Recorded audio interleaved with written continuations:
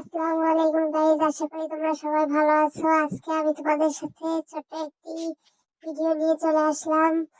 অনেকদিন ভিডিও করা হয় না, আর ভিডিও করলেও বানানো হয় না। এই কারণে আর তোমাদের সাথে শেয়ার করা হয় না। যাই হোক, কথা কম কাজ বেশি করি। এই দেখো, আমি একটা হাঁস জবাই করে পরিষ্কার করে নিয়েছি।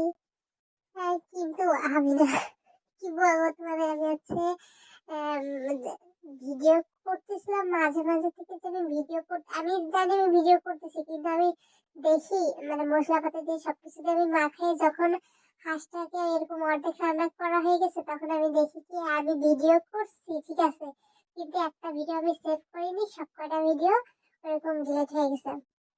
অবশ্য সাবিয়ার কাছে ছিল ভিডিও গুলো, কিন্তু আমি আহ, কি বলবো, এতটাই কুড়েমি লাগছে, কুড়েমির জ্বালায় আমি ওর থেকে ভিডিও গুলো চাইনি বা নেওয়াও হয়নি। যাই হোক, আমি এখানে হাঁস রান্না করতে যা যা মশলাপাতি লাগে সমস্ত মশলাপাতি দিয়ে সুন্দর করে কষিয়ে নিয়েছি। নেওয়ার পরে আমি পানি দিচ্ছি। আমি মশলা না কষা, হাঁসের থেকে যতটুকু পানি সম্ভব বের করি, বের করার পরে যখন ওই পানি দিই হাঁসটাকে ভালোভাবে কষাই নিই। কিন্তু আমি এক্সট্রা কোনো পানি ব্যবহার করি না। আর এটা হচ্ছে আমি কষানোর পরে, যেহেতু হাঁসটা অনেক বয়স ছিল, সেই হিসেবে কিছুটা পানি দিয়ে আবার কষাচ্ছিলাম, সেই টাইপের ভিডিও। যাই হোক, কি আর করা, এখন ভিডিও নাই, কিন্তু চেষ্টা করব পরবর্তীতে আবার যখন হাঁস রান্না করা হবে বা কিছু, ভিডিওটা পুরো করার। আমি নিজেও জানি আমি কেন হচ্ছে ভিডিওটা পুরো করতে পারলাম না। আমি আজকে মাটির চুলায় রান্না করতেছিলাম, আর তোমরা তো যারা যারা আমাকে কম বেশি জানো, তারা তারা সবাই যেন মাটির চুলায় রান্না করতে গেলে আমি অর্ধেকটাই কাল্লা হয়ে যাই।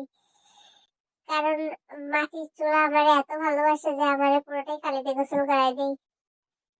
যাই হোক, কি করা, দেখো, জানো না হাঁসটা যে এতটা দারুণ হয়েছিল, মানে টেস্টটা অনেক সুন্দর ছিল। কিন্তু আমি কি যে বলবো, আমার দাঁতে এত পরিমাণে জ্বালা ছিল, নতুন দাঁত উঠতেছিল, সেই কারণে আমি হাঁসটা ওইভাবে মজা করে খাইতে পারিনি। কিন্তু অনেক টেস্ট হয়েছিল, সবাই বলছিল।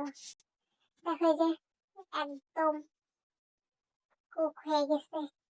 কিন্তু তারপরে আমি আর একটু কিছুটা পানি দিয়ে আবার একটু ই করবো, কারণ অনেক বুড়ো হাঁস।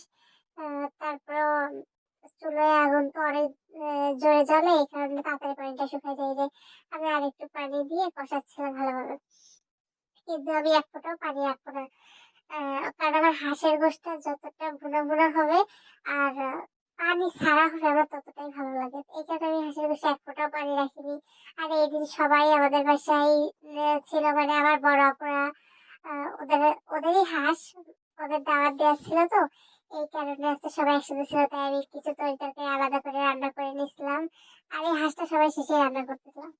ঘ্রাণটা অনেক সুন্দর বের হচ্ছিল, সত্যি কথা বলতে এখনো আমার জিভেই পানি চলে আসতেছে। এই যে আমার ফাইনাল লুক হাঁস রান্নার, কিন্তু অনেক অনেক টেস্ট হয়েছিল।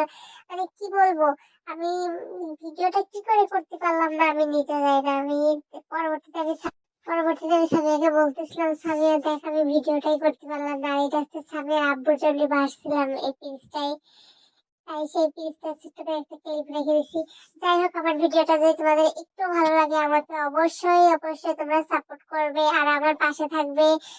জানি তোমাদেরকে পুরো ভিডিওটা দিতে পারিনি, এই জন্য তোমরা বলবে যে ভিডিও দিতে পারিনি, তাই এই আর কি তোমাদের সাথে একটু গল্প করবো। সেই গল্পটা কিভাবে করবো, এই ভিডিওর মাধ্যমে গল্পটা করলাম। যাই হোক, ভালো থেকো, খোদা হাফেজ।